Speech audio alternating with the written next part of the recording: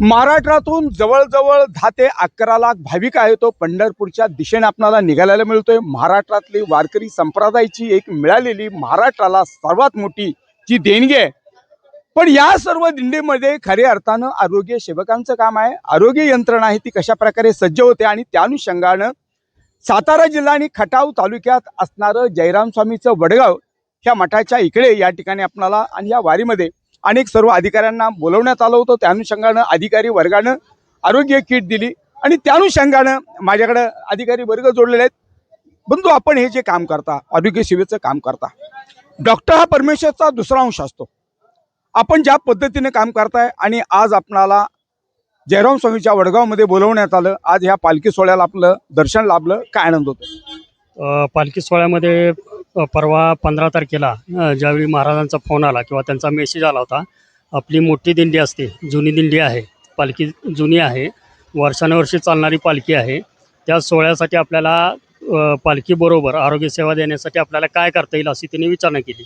तर आपण त्यांना आपल्या तालुक्यातून सर्व आता जे कर्मचारी आहेत ते पालखी सोहळ्यासाठी लोणंद ते बरड तिकडं आहे, तर आपल्या प्रथमोपचार किट तयार करून भरपूर औषधसाठा आहे आपल्याकडं।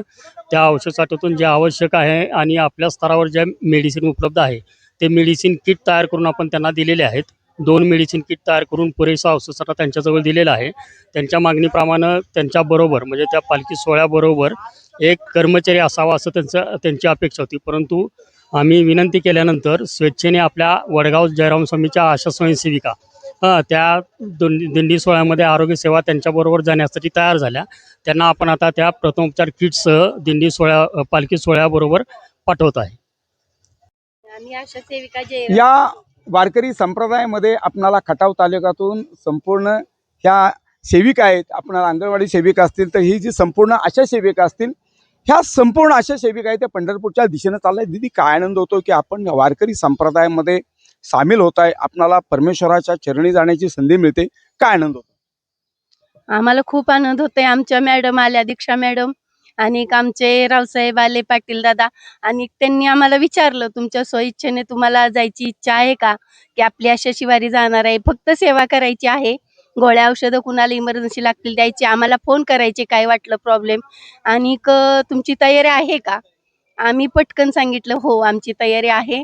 आणि ते करताना खूप आनंद होतोय जाताना, आणि सगळ्यांचं एवढं सहकार्य लागलं त्याबद्दल, आणि ही एवढी संधी मोठी मिळाली त्याबद्दल खूप आनंद होतोय।